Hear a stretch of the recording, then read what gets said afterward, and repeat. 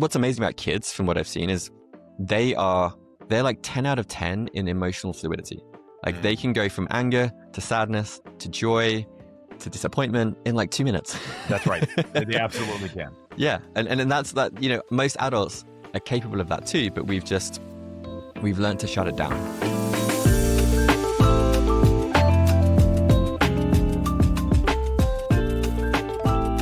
Hi, and welcome back to Raising Men. Today, I'm sitting down with Jonny Miller, founder of Nervous System Mastery and the host of the Inner Frontier podcast. Jonny's work is all about helping high-performing leaders, founders, and creative find calm, resilience, and presence in a world that never slows down. Jonny, welcome to Raising Men.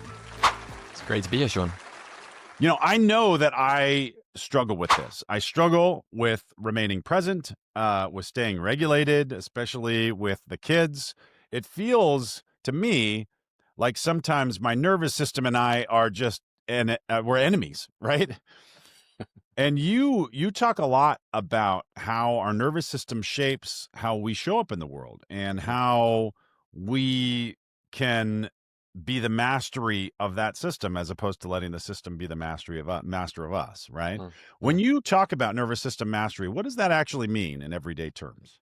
Yeah, well, I like that frame of like feeling like the nervous system is your enemy. And I think, one way to describe it is befriending your nervous system and listening to your nervous system and having a relationship with it, as opposed to feeling like either like you're a victim or that you need to dominate and kind of like whip into submission with too much discipline.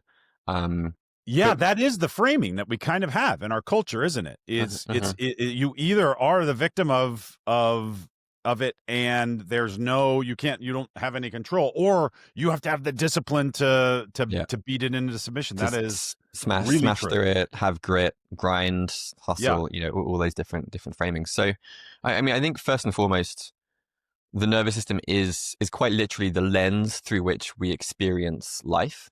And depending on the state of our nervous system, it depends on what we experience. And that impacts the quality of our relationships, the quality of our attention, the quality of our creativity. So for me, it really is upstream of so many other things. And something that I like, or that I find really interesting and useful for myself, is this idea of reducing the half-life of reactivity.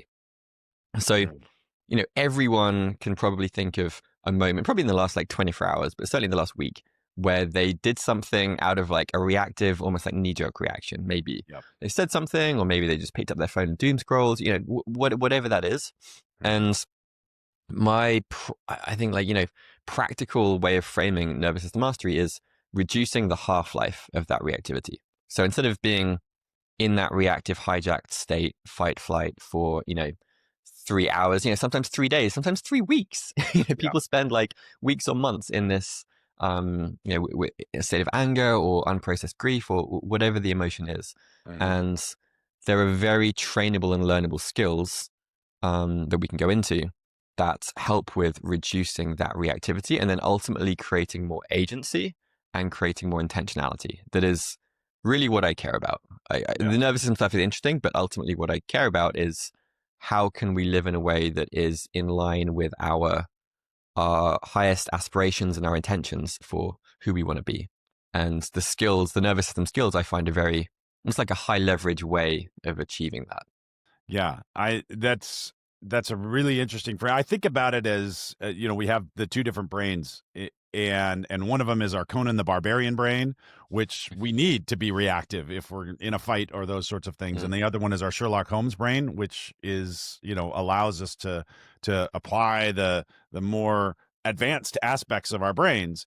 And I find that the more time I spend in my Sherlock Holmes brain, the better my results are. Right. Mm-hmm. And it's just a better life that I end up having. And my relationships are stronger. And, I get to be, I get to control a lot more of my outcomes if I'm in that state. Yeah, interesting. I like that frame. And I think there's a risk in that as well. In, I in my 20s, I was in the tech world, and I was, very much prized having a strong intellect, having high IQ, solving problems. Like that was me. I was like a Same here. type A problem solver.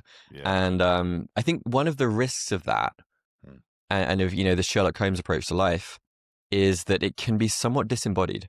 And so if you're, and I'm not, I'm not saying that this is necessarily true, but yeah, I certainly was almost like numb from my neck down. I had very low what's known as interoception, very low somatic awareness. And as a result, I was missing all of the data and feedback that was coming from my body, coming from the signals.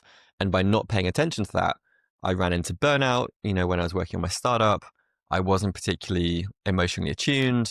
There's a whole host of issues and problems that come from only being in the Sherlock Holmes brain, if that's not also coupled with more embodied intelligence. Yeah, if you shut the Conan the Barbarian brain off and you're not listening to those signals, then you run the risk of what you're talking about. And I'll tell you, that that absolutely resonates with me. I don't think I've mastered that at all. I'm looking forward to talking about the skills you're mentioning. And the fact is that composure and what I think you mean when you talk about nervous system mastery, that is a hallmark of maturity, of success, of leadership, of when we close our eyes and we imagine our best selves, it often has that component, right? You are the master of your outcomes. And so you need that in order to be who you want to be. Yeah. Well, I think all leadership is ultimately self-leadership. Yeah. And there's an interesting, I sometimes work with companies and teams, and the nervous system of an organization is a direct reflection of the nervous system of the leader. Sure. And I imagine that's also probably true for parents too. Like I imagine your nervous system or your kid's nervous system is probably a reflection of your nervous system. 100%. Yeah. And that will probably change throughout the course of a day or a week or a month. Yeah. I've always felt that I was so good at remaining in the Sherlock Holmes brain. And in a way, maybe that you're describing as being maladaptive or not quite, disembodied in exactly the way that you're talking about. And when my kids came along, it's like they have a magic button that they can use to just absolutely just get a rise out of me. I would get angrier with my children. I mean, at about just when it was, my boy would be screaming and I wouldn't know how to make him not scream. And it was because he was colicky or he was feeling pain or whatever it was. And it tapped into something in me that a kind of helplessness, a kind of, like I wasn't fit for the world. I wasn't capable. I can't solve this problem. I can't troubleshoot this problem. How am I supposed to do anything at all? And it enraged me. And I'm not used to being angry. I'm not a particularly angry person by nature. And so it was something that I don't have that skill of dealing with that very healthily. And it was really tough for me to deal with. And so I'm interested. Let's get into the skills. So there's really two aspects that I really want to tease apart here. And that is, what do we do in order to practice develop nervous system mastery in ourselves? And how do we cultivate that in our boys also? Yeah, well, I mean, just sticking with that example that you just shared is something that I believe and I have seen in my own experience, is that it's very difficult for us to be with other people in emotions that we don't feel comfortable feeling and expressing for ourselves. So, I felt this in my life, around grief and certainly around anger, but there is an impulse that a lot of us have to try and fix other people's emotions. And I think that core impulse comes from a discomfort or a dis-ease with that emotion being brought up in ourselves when someone else is experiencing it. Sure. So I think that is actually a core dynamic that is underlying a lot of the nervous system work. Is essentially I can go into the specific skills, but it comes down to can we just welcome the full spectrum of our experience as it's arising? Like that's the simplest possible way of saying it. That's basically what it comes down to. But within that, there are kind of specific skills. One of them I mentioned earlier, which is this idea of interoception, which is when let's say that anger is arising, it's like not only having the story of like, oh, this thing just happened, so I'm really angry, but it's like being in touch with there is like a heat in my chest, or there is like my palms are like sweating, or there's like an energy or electricity in my belly. You know, there's all of these sensations that come along with the experience of anger, and tuning into those, and particularly noticing them when they're like a 2 or 3 out of 10 as opposed to like 11 out of 10. Yeah. Once it's 11 out of 10, you're done, right? 11 out of 10, I don't know, like full rage blackout. Like Yeah. you can Yeah. fill in the blank. So interoception is really like a lead domino skill. If you don't have that, it's very hard to do anything else. And then the second, let's say, pillar of skills is self-regulation.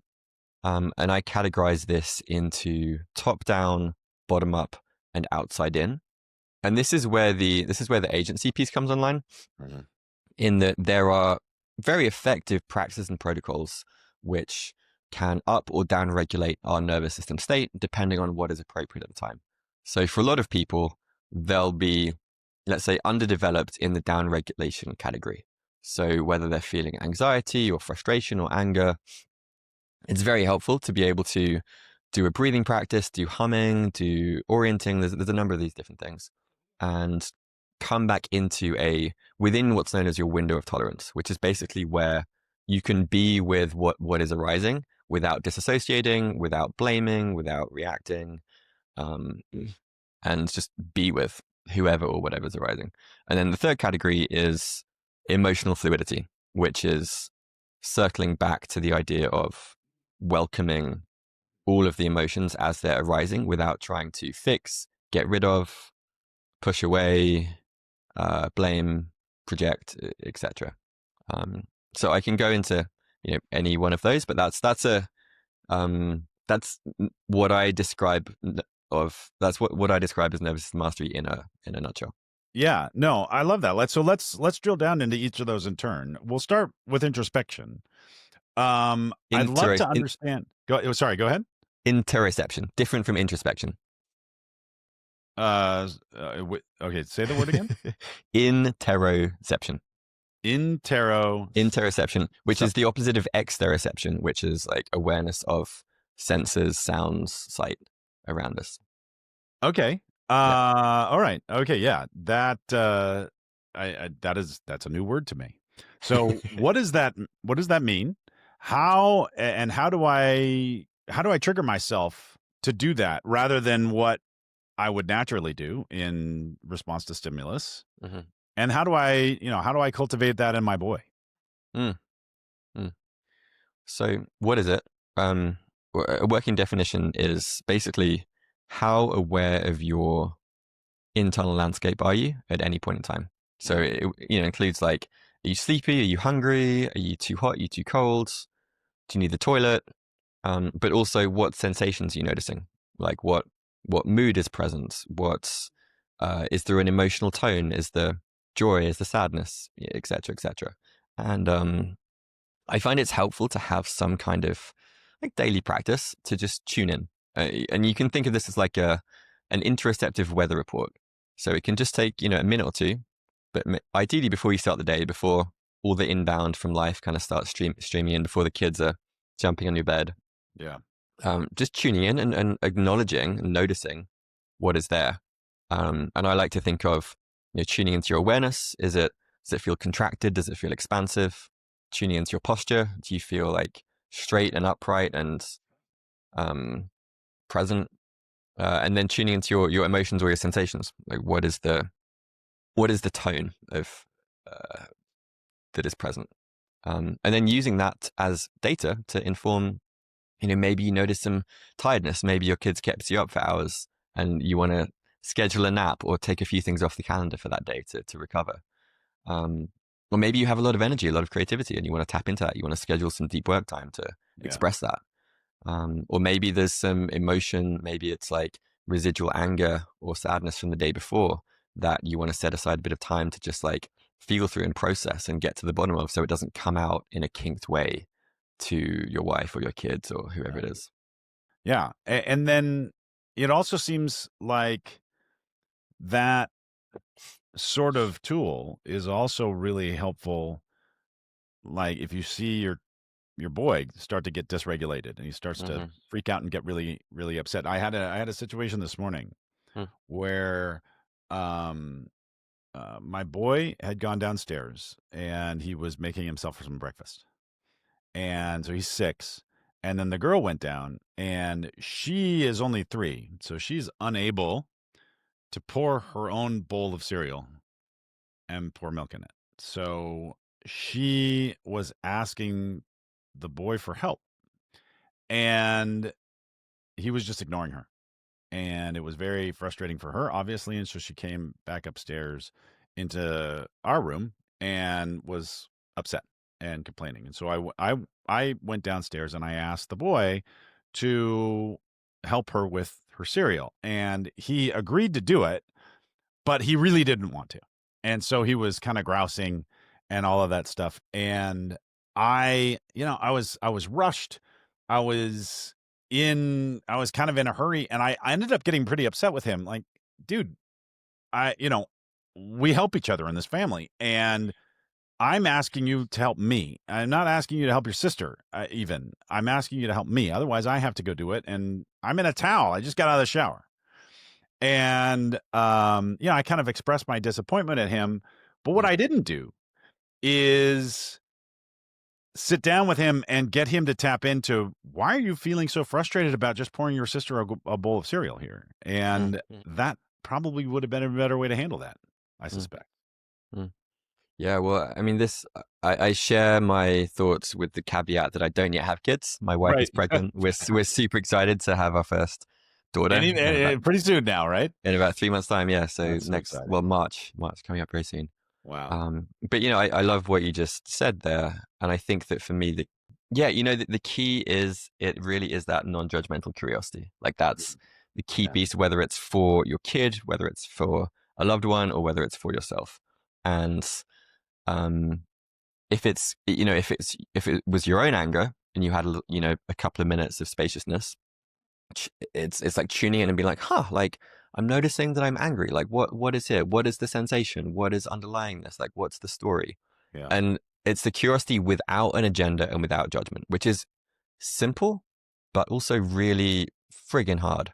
Especially if you were saying you were in a rush this morning, and that's when this stuff is simple but not easy at all. And especially for kids, I think often kids just want to be seen and validated in their emotional experience. And curiosity is a great way to do that. You can just say like, hey, like what's coming up for you? Like, oh, I see that you're kind of angry right now. Like tell me about that. And I think, I mean, what's amazing about kids from what I've seen is they're like 10 out of 10 in emotional fluidity. Like they can go from anger to sadness to joy to disappointment in like 2 minutes. That's right. They absolutely can. Yeah. And that's that, most adults are capable of that too, but we've learned to shut it down. We have conditioning and contraction and stories that just get in the way of that.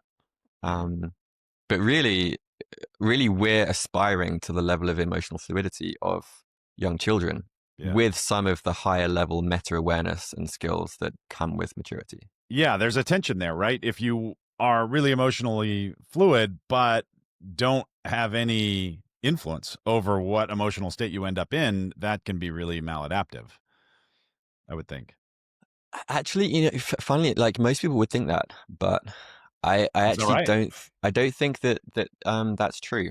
As long as this is the key caveat, as long as the emotions aren't being used to subtly manipulate.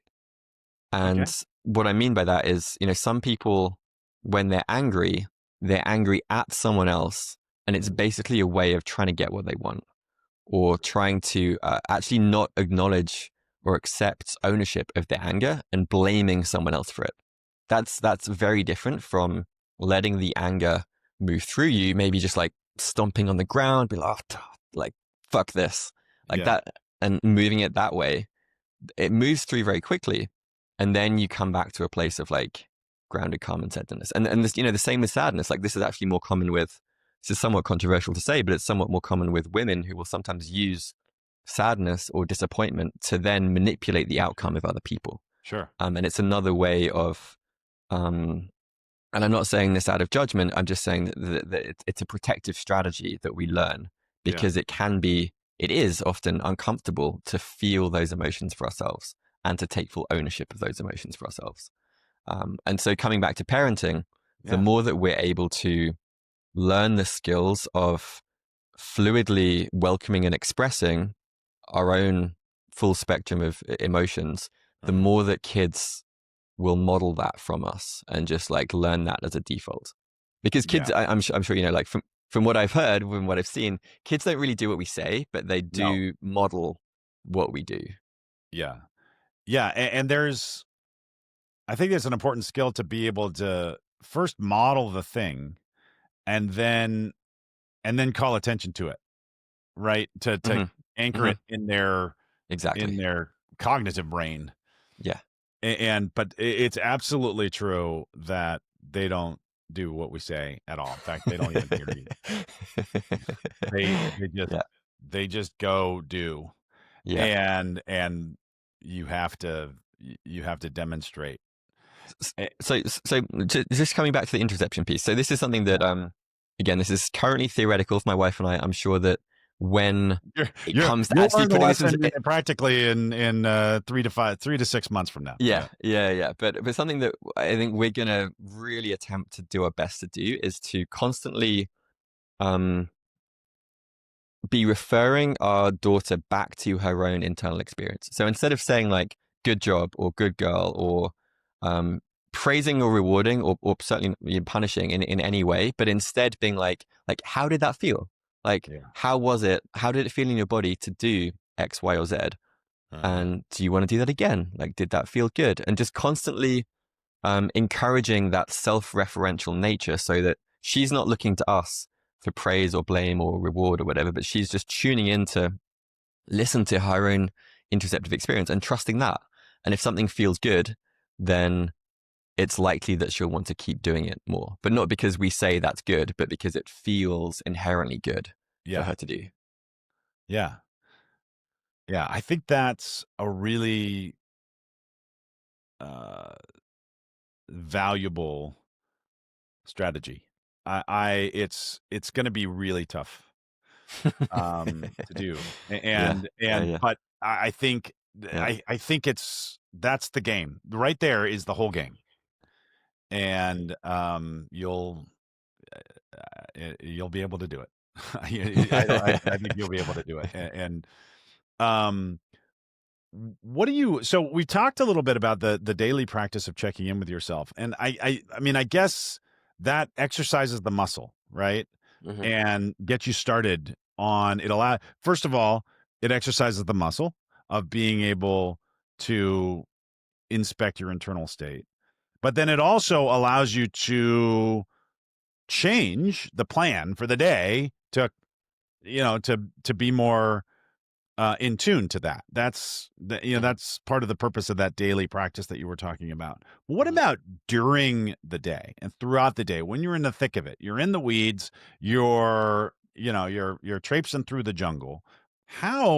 What are some ways that you can start to notice the state of your own nervous system throughout the day? Yeah. Again, this can be challenging, especially for folks that have full busy schedules, full calendars. I like to try and have little check-in points in transition moments during the day.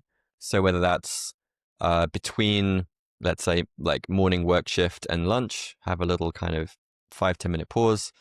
If I have time, I love the practice of yoga nidra, or NSDR, which is a kind of 15 to 30 minutes like guided body scan that feels like a power nap on steroids, is probably the best way to put it. And it's actually really helpful for cultivating interoception as well, because when you're scanning different points around your body, you're actually bringing more high definition awareness to those different parts of your body. And I liken this to like a chef going to culinary school, and you kind of develop your flavor palette. You also develop your kind of internal palette of the Yeah. more kind of subtle, high definition sensations that you might otherwise miss. So I think I'm a huge fan of NSDR, non-sleep deep rest, if time is available. Yeah. And it's amazing if you didn't get much sleep. I've seen studies that it's the equivalent of about 2 hours sleep from a 30-minute practice. So it's very Really? high, like high ROI in that sense. I Many mean, people do it like first thing when they wake up in the morning or after lunch, which yeah. is in line with your circadian rhythm. So that's Yeah. super practical and I mean, easy to do. that can gain you time. I mean, if that's It really does. how it works, Any time. then Yep. that you're taking 30 minutes to get way more Yep. than that on the back end of that. Exactly. Wow. Yeah. So where do I learn more about NSDR? Andrew Huberman actually coined the term. Okay. It's his version of Yoga Nidra, and Yoga Nidra has more, let's say, like mystical and spiritual language Sure. thrown in. So he just wanted to kind of like extract the practice itself without the additional like intention setting and mystical pieces. I've recorded some. If you just Google Jonny Miller NSDR or YouTube, there's a couple on there. We also have an app called State Shift where there's some recordings on there as well. And there's also a lady that I listen to. Her name is Ali Boothroyd, and she has a bunch of great ones on YouTube. Ally Boothroyd, and she's great. She has like a nice relaxing voice too. She's probably better voice than I do. So I love that. Thank you for those pointers. That's tremendous. I'm going to give that a shot. And I mean, I've always been so resistant to that sort of thing, and I'm opening up to it now. It's much easier than meditation because you don't have to do anything. Yeah. You just lie there and listen, and there's just a very slight trace of awareness that you're moving your awareness through different parts of your body, and the feeling that you get afterwards, it's like a second wind. It's like, I don't know, I love it. I can't recommend it highly enough. It's such a good practice. Yeah, I've done yoga a handful of times in my life, and I just did it again this past Saturday. And I went with my wife, and we did a yoga class together, and I felt that at the end of that, and it's funny. I mean, I absolutely felt invigorated, and I absolutely felt so much more energy than I went in with, and that's not normally how I feel after kind of a workout session. And I really clocked that. I was like, man, I need to be thinking about this sort of thing a lot more. Yeah, nice. So that kind of ties into the in the self-regulation strategies that I mentioned, top down, bottom up, and outside in. Right. So top down are things like cognitive reframes, maybe mindfulness practice, maybe affirmations, where you're like using your mind to change the state of your body or your nervous system. Yeah. And then the bottom up ones are things like yoga practice, things like breathing exercises, humming, where you're basically leveraging your physiology to activate the parasympathetic branch of your nervous system, which activates the relaxation. And then from there, you generally have calmer thoughts and a more relaxed mind because your body is more relaxed. Okay, so top down means use your mind to try to influence the state of your body. And then bottom up is use your body to influence the state of your mind. Precisely. And there's actually a little neuroscience nugget.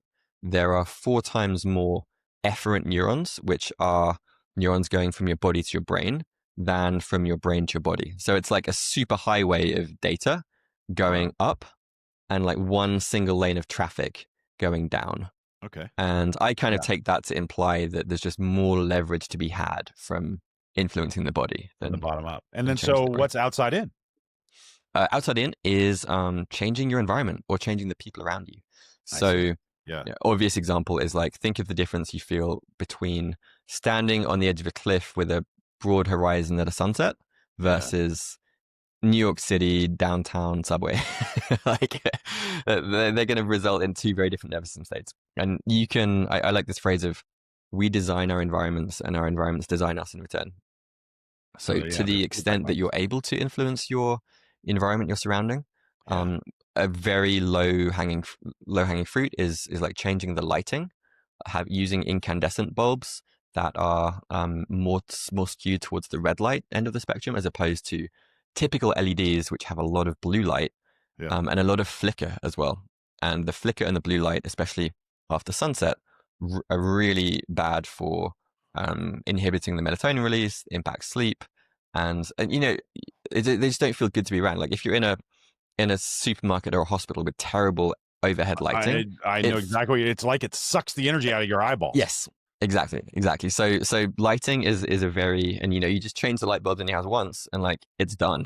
Like Yeah, that's like a very easy fix. But and then you know also a huge category is co-regulation, which is you know what your kids are going to be coming to you for many times a day, because when kids are young, they don't yet have the wiring to self-regulate. They require a caregiver to help them to regulate. yeah, And so, but as adults, it's the same as well. Like when we're outside of our window of tolerance, when we're you know, at the edge of our capacity, having someone else who is grounded, just their presence, or even better, like a hug or some touch, is incredibly effective at downshifting us and just helping us to feel safe again. Because we're wired to be social creatures. We're not wired to be like independent lone wolves. right. And that is, you know, if you're lucky enough to have someone around you that has a grounded nervous system and they have a few minutes of time, that's probably the best nervous system hack you can find. Is is connecting with somebody else who's it's Yeah, yeah. It's almost like connection. yeah. I think I like that metaphor that you're kind of touching upon there, where it's like there's it's an electrical circuit, and Mm, you're getting wound up. You've got all this electrical charge in you, mm-hmm, and you need to discharge it somehow. mm-hmm, And there are healthy ways to discharge it, and there are unhealthy ways to discharge it. And one of the healthy ways to discharge it is to find somebody who's grounded and mm-hmm, complete the circuit with them. I mean, mm, even physically, you're saying like hug it out, yeah. right? Yeah. Yeah, And there's, you know, there's a few other ways I can extend that metaphor. One is that um, when our vasculature, when our bodies are clenched, yeah, that adds constriction to the circuitry. And so, you know, anxiety, the word literally comes from the Latin ango, which means to constrict. And anxiety is actually, in my opinion, not an emotion, but it's a resistance to an underlying emotional experience. And yeah, so when a lot of people say they have anxiety, it's because consciously or unconsciously, they are constricting against an underlying emotional experience. And if you're able to release that clenching in the body, and a really practical way that people can think of what this means is if you imagine turning on your shower to cold, and the moment before you step into the cold shower, think about what your body does. Like you're like clench, like yeah, bracing against it. That's yeah. exactly the same motion that we do when emotions arise that don't feel safe. And so the degree to which we can relax and open up and breathe into and just like it's like take an exhale, Yeah. that allows that energy in the system to flow more fluidly. I feel like I was trained to do the opposite of that as a child. Mm, Like I feel like all of the models of masculinity, the Marlboro Man, you know, Clint Eastwood, mm, you know, all of the models I had available to me, all of the feedback that I got from my culture that I grew up in, mm, all taught me to suppress my emotions or just, you know, shoulder to the grindstone, persevere, push through the stress. mm, And you know, that's one way to do it, right? One way to you know, get rid of the electrical energy is to put it in a capacitor somewhere in your circuit where, you know, it stays in the system, but it's not active it anymore, right? mhm, It's not circulating. It will mm, at some mm, point, mhm, I'm mhm, sure, mhm, but it's not doing it right now, and it's just like mhm. pushing it down. Yep. Um, but what you're describing is is developing the skill and developing the habit of discharging that naturally or Yeah. healthily. And, just to, again, build on that, I think of that move of repressing or storing for later as building emotional debt. And Yeah. it's actually a very useful skill in the short term. Yeah, absolutely. In I many mean, cases, very, yeah, very helpful. If you're in a boredom situation, or if like shit hits the fan and you need to act, then yeah, like that's great. yeah, If you're a Navy SEAL or a Marine, that's a very helpful skill. yeah, But in the same way that, when Navy SEALs come back from deployment, many of them have PTSD sure. because they haven't found a way to metabolize that emotional debt that has been stored from the Right. time that they've been pushing it away. You've worked with a lot of really high achieving men, and I'm so interested in touching into that, about like what shifts when they start to put this into practice, and they're starting to actually feel the emotion and starting to feel that and check in with their bodies instead of just trying to fix it or suppress it. Mm, what shifts? Well, I mean, to be honest, I meet a lot of these folks, not always, but sometimes when they're in the midst of or just following some kind of crisis, Yeah. like some kind of either existential crisis. Maybe they're a founder and they sold their company and Mhm. they've got 8 figures in the bank account, but they still feel empty and hollow and dead inside. Yeah. Or maybe they just hit burnout and they're going through a health crisis, or maybe they just broke up with their wife, all these things. Yeah. And so, unfortunately, it often does take some kind of crisis, Yeah. tragic event to wake us up, to humble us, sometimes humiliate us to Mhm. the point where we realize that the current mental models that we have aren't serving us, or they're Yeah. not sustainable. Yeah. And so in the beginning, it very much depends on the person and the case, but I think most of these folks, they've been rewarded for pushing, for grinding, for That's hustling. absolutely right. And Yeah. society rewards that in the short That's right. term in a lot of cases. Like Yeah. you get money, status, fame from that. And there's Yeah, your many folks. ability to do that is how you feel like you got to where you are. Yeah, not all of them, but a lot of folks, I think, do get that. Mhm. But it's often at the detriment of their relationships to others, their Yeah. relationship to their self, a vicious inner critic. A lot of them have as well. Of course. Um, Yeah. Diminishing circle of genuine friendships. The Mhm. things that actually, in my opinion, contribute to a life well lived and a meaningful life. They might have the kind of external scoreboard taken care of, but in terms of like their inner experience of life, there's a lot to be gained. So, Yeah. um, it really depends on. I try and meet people with where they're at, where they're at. Yeah. But what I notice is that over time, and this stuff does take time. Like there's really not like a kind of week long quick fix. Mhm. But once their adrenals have kind of come back online, if they've gone through burnout, once they've got a bit more resource and capacity and a little bit of spaciousness, then really, I think it's the emotional work that has the biggest ROI, like the biggest bang for the buck. Yeah. Because once you stop orienting your life to habitually avoid feeling certain emotions, it creates so much more freedom, so much more agency, and actually so much more joy. Mhm. There's one of our guest speakers in Nervous System Mastery, Joe Hudson, has this phrase. He says, "Joy is the matriarch of a family of emotions, and she won't come into a house where her children aren't welcome." And Wow. you can apply that to parenting, but Yeah. it's really very true that joy is very hard to touch into, especially sustained joy or Yeah. deep levels of joy when there is repressed anger, unprocessed grief, uh, et cetera, et cetera. And so, um, going into the deeper somatic work, I work with breath work in person with clients, but there's also practices like Hakomi, somatic experiencing. Some people use MDMA assisted therapy, ketamine assisted therapy. I'm a big fan of those to the degree that there aren't contraindications.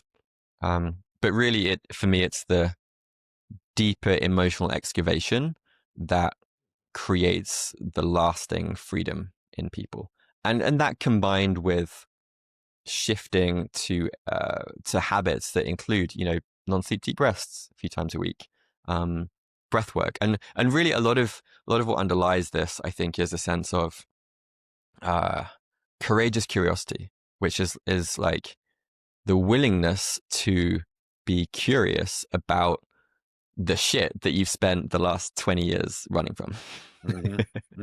Yeah. And that's really the fundamental thing, is like going from achieving, pushing, grinding to run away from that stuff to doing a 180 turn and moving towards it and courageously embracing it.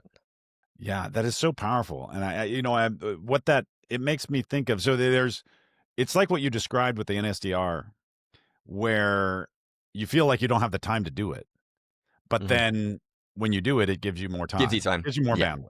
Totally. Right. Totally. And Stephen Covey had a great metaphor for that. He said it's like you're too busy driving to pull over for gas. Yeah.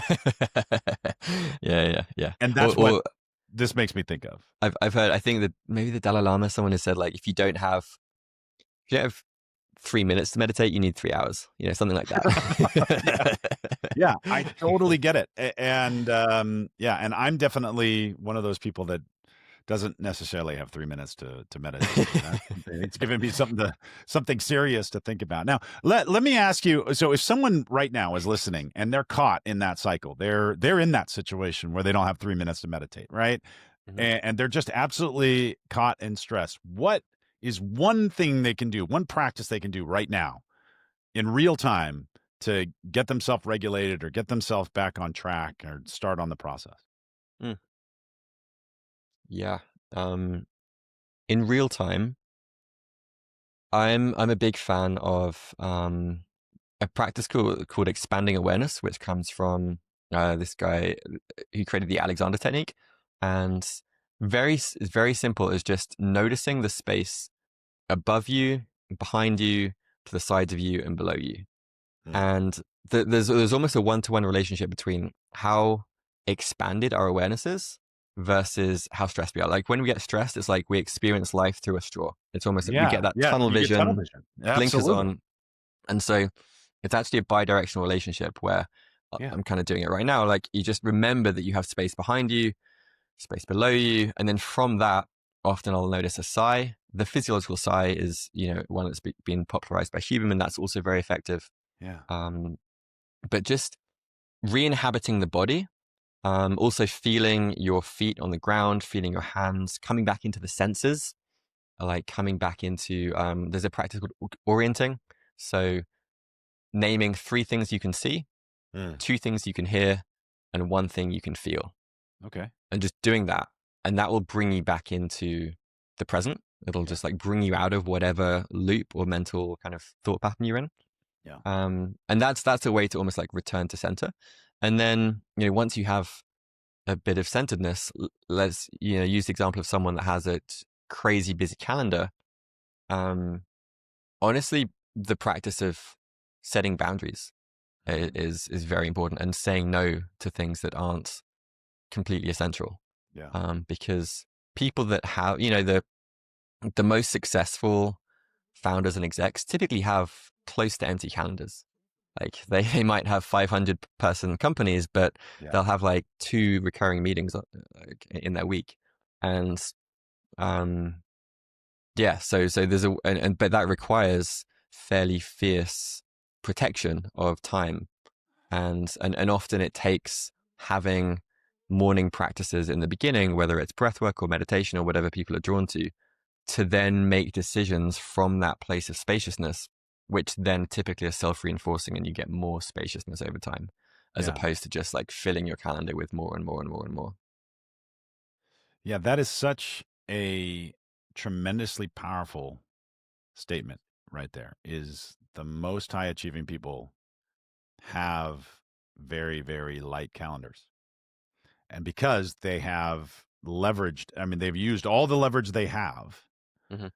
to go out there and create the value there, and they have boundaries, really, really strictly enforced boundaries Mm-hmm. to enforce that.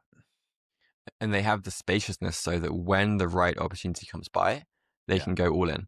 They can put 110% of their energy towards that thing. I think of it, it's like, I mean, I went surfing this morning, and great surfers will sit out back, like waiting for the waves to come, but be in the perfect position. So when that set comes, they're just like right there and they can paddle in and catch that wave. As opposed to folks who are like in the whitewash just getting pounded by Yeah, and like wave after wave exerting after all of wave. their energy. That Yeah. is the perfect metaphor for that concept.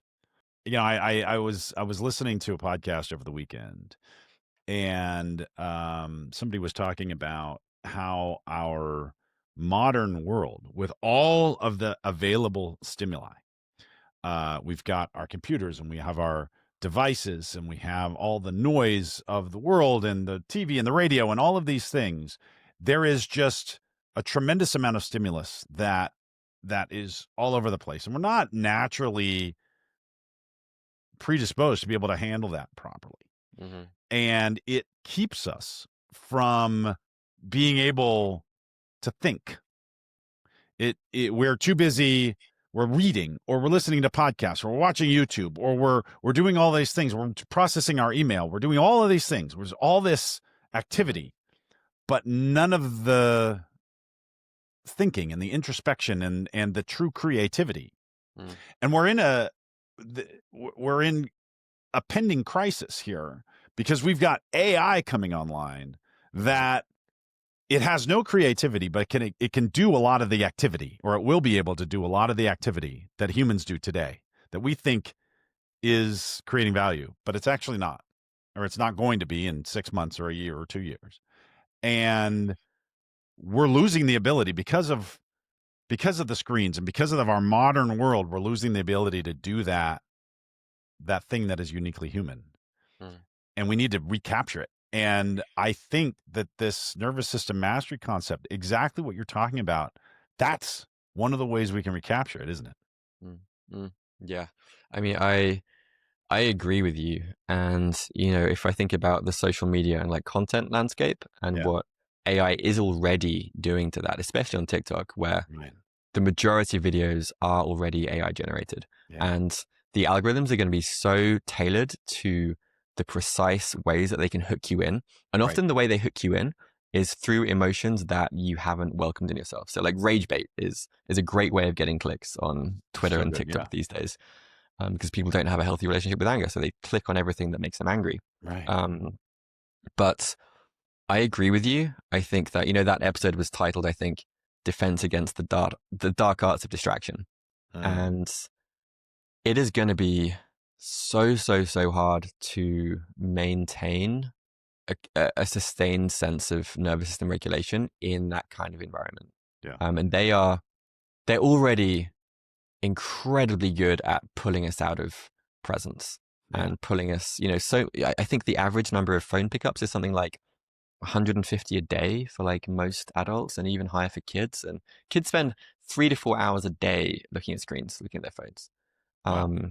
And you can just feel what it does to you. Like I certainly can. Like I know I can too. if I spend even 30 minutes or 10 minutes looking at like a social media feed, the way that I feel, it's like I lose some of that internal presence. And speaking of masculinity, I lose some of that, like my capacity for attention. Yeah. And so I do think that these practices and also setting very clear boundaries with yourself around notifications, around screen time, around what apps you even have on your phone, I think will be increasingly important, combined with increased, actually, like interoception. Because if you can tune in and notice that actually after scrolling for 20 minutes, you feel a bit shit inside. Yeah. Then you make a decision from that place of like, oh, actually, like, I don't want to be doing that every evening instead of connecting with my kids or connecting with my loved one or whatever it is. And so you make different, hopefully more aligned decisions from that place once you've listened to that internal feedback. Yeah. I've never been a smoker. but I had a really close friend who was, and I ended up reading a book about quitting smoking. Mm. And the quitting smoking, I guess, is one of the most, and I can imagine, I feel this, one of the most difficult things you can ever do.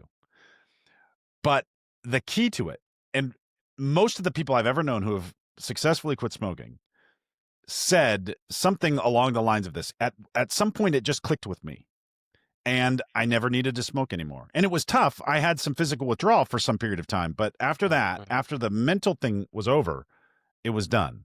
And the mental thing is realizing that it's the cigarette that makes you feel shitty.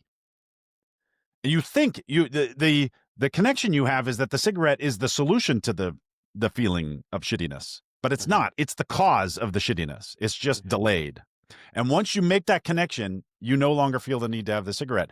And I think there's a similar thing going on with picking up Facebook or strolling Mhm. through social media.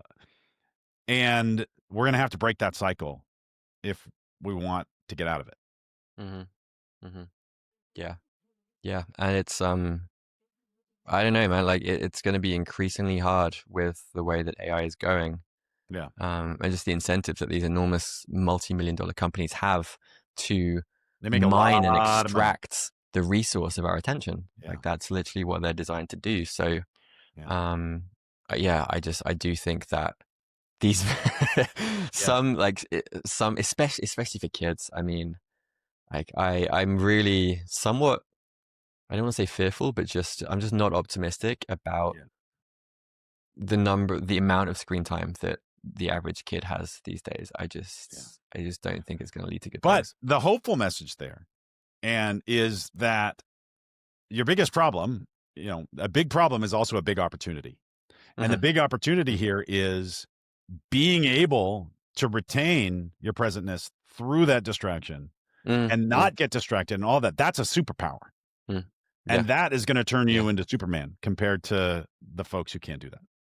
yeah, yeah. I agree. And making decisions from that grounded, regulated, Yeah. intentional place. Yeah. Um, I mean, just think what a superpower that is. You're able to do that where the rest of the world cannot.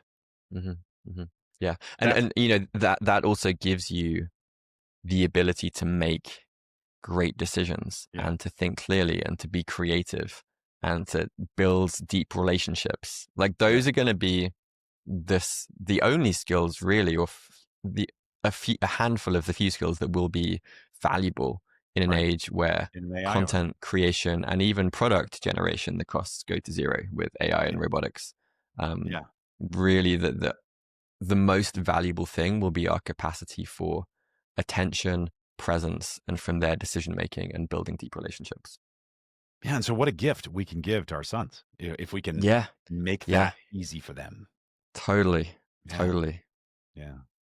Well, I always like to finish up these conversations with the same question. And that is, what is one principle that you'd like to leave our listeners with? Something that they can Oh, explore or incorporate into their lives. I love that.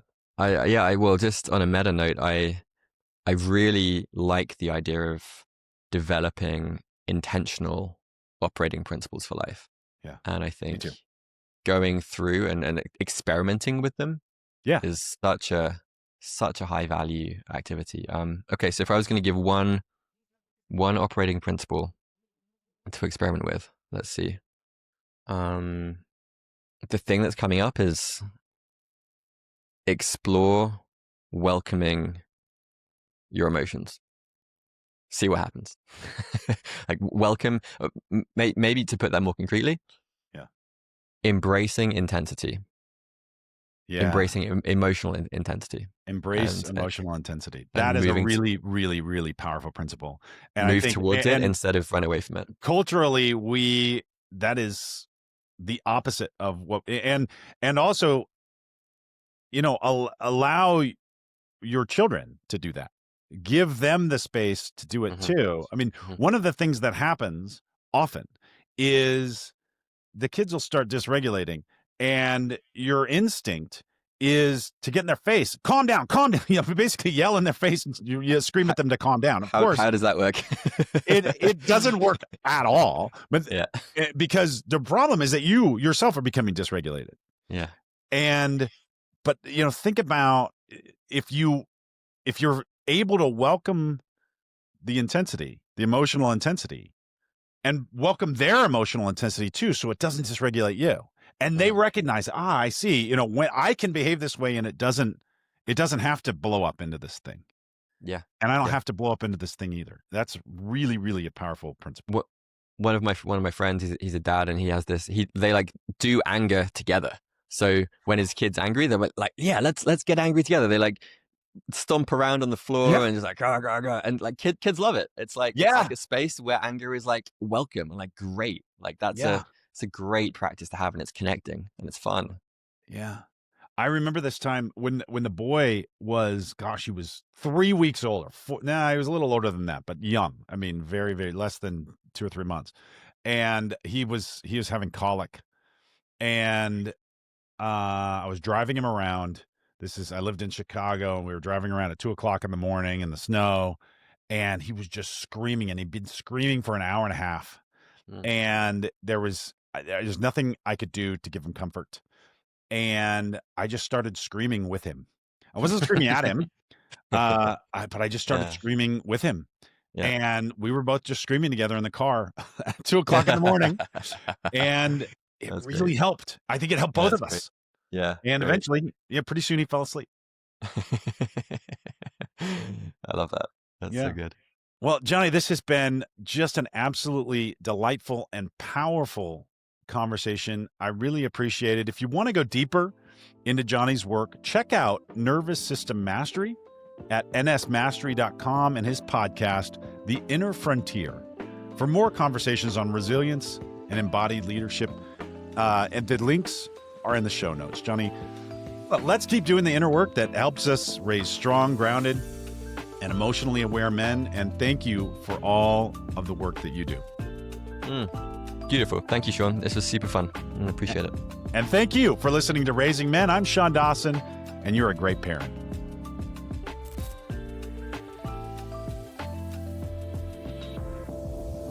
Raising Men is produced by Fiel Hernandez. This episode was edited by Ralph Tolentino.